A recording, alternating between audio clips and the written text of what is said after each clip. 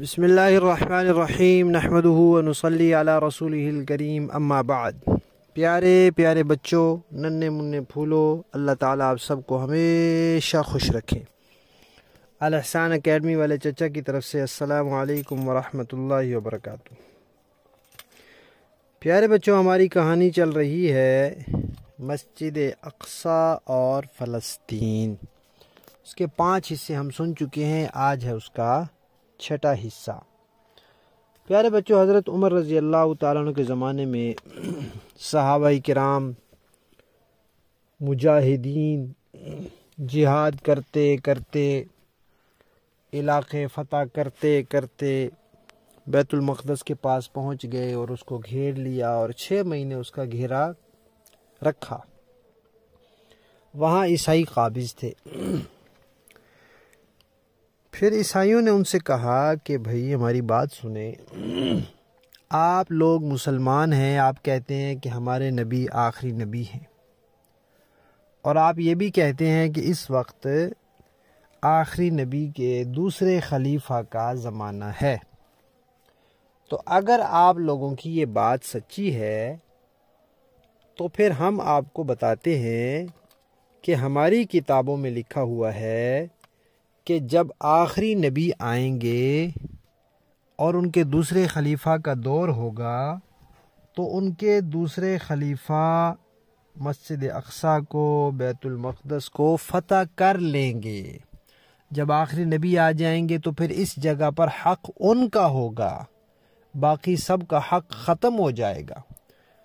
تو اگر واقعی آپ لوگوں کے نبی سچے نبی ہیں، آخری نبی ہیں، اور یہ ان کے دوسرے خلیفہ کا دور چل رہا ہے، تو پھر ہماری کتابوں کے مطابق، ہمارے نبیوں کی تعلیمات کے مطابق، اور اللہ تعالیٰ نے جو ہمارے نبیوں کو بتایا تھا اس کے مطابق اب یہ آپ لوگوں کا حق ہے اور آپ کے دوسرے خلیفہ نے اس کو فتح کر لینا ہے۔ تو جب حق ہی آپ کا ہے اور آپ نے فتح کر لینا ہے تو پھر ہمیں لڑنے کی اور مرنے کی کیا ضرورت ہے؟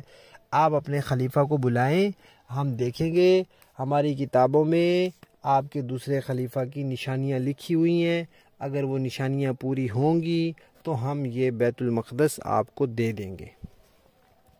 تو مسلمانوں نے حضرت عمر رضی اللہ تعالیٰ عنہ کو یہ پیغام پہنچا دیا۔ حضرت عمر رضی اللہ تعالیٰ عنہ اس وقت مسلمانوں کے خلیفہ تھے، خلیفہ راشد تھے۔ تو خلیفہ راشد کسے کہتے ہیں؟ نبی پاک صلی اللہ علیہ وسلم نے فرمایا تھا کہ میرے بعد 30 سال ایسے خلفاء آئیں گے کہ ان کی بات ماننا تمہارے لیے ایسے ہی ضروری ہوگا جیسے میری بات ماننا ضروری ہے، ان کے طریقے پر چلنا ایسے ہی ضروری ہوگا جیسے میرے طریقے پر چلنا ضروری ہے۔ تو وہ نبی پاک صلی اللہ علیہ وسلم کے بعد 4 صحابہ کرام آئے جن کی 30 سال انہوں نے خلافت کی، انہیں خلفائے راشدین کہتے ہیں۔ تو انہی میں سے حضرت عمر بھی تھے۔ حضرت عمر رضی اللہ تعالیٰ عنہ اپنے ایک غلام کو ساتھ لے کر چل پڑے۔ خلیفہ تھے مسلمانوں کے، اتنی بڑی سلطنت کے بادشاہ تھے، لیکن ایک غلام کو ساتھ لیا اور سواری لی اور چل پڑے۔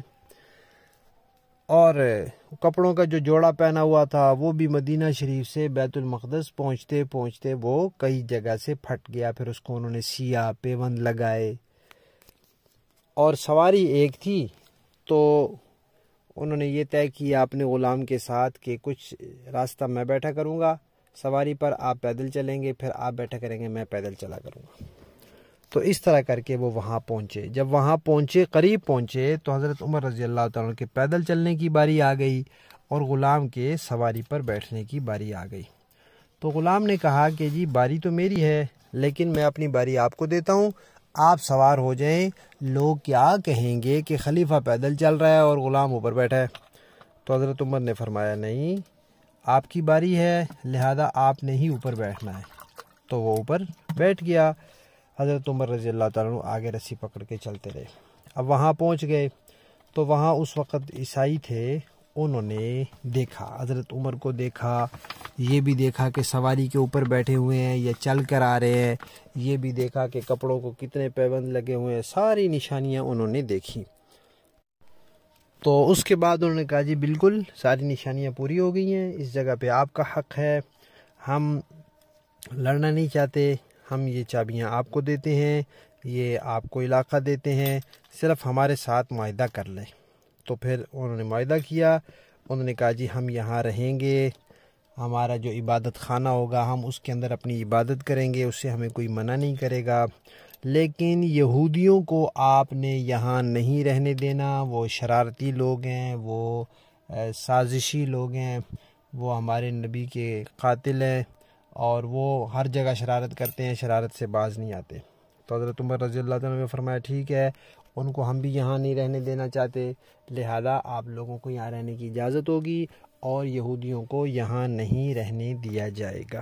تو اس طرح پھر بیت المقدس فتح ہو گیا اور مسلمانوں کا وہاں قبضہ ہو گیا، اور حضرت عمر رضی اللہ تعالیٰ عنہ کی وہاں حکومت قائم ہو گئی، اور عیسائی بھی وہاں اپنے گھروں میں آرام سکون سے رہنے لگے، کسی نے ان کو تنگ نہیں کیا، اور وہ اپنے عبادت خانوں میں اپنی عبادت کرتے رہے۔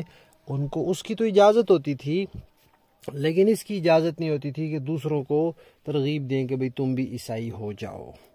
یہودیوں کو وہاں رہنے کی اجازت نہیں ہوتی تھی، البتہ یہ ہوتا تھا کہ وہاں جانا چاہیں تو جائیں اور پھر وہاں سے واپس چلے جائیں، وہاں مستقل یہودیوں کو رہنے کی اجازت نہیں تھی۔ پھر کیا ہوا؟ پھر انشاءاللہ ہم کہانی کے اگلے حصے میں سنیں گے۔ ہماری کہانی مسجد اقصی اور فلسطین کا چھٹا حصہ ختم۔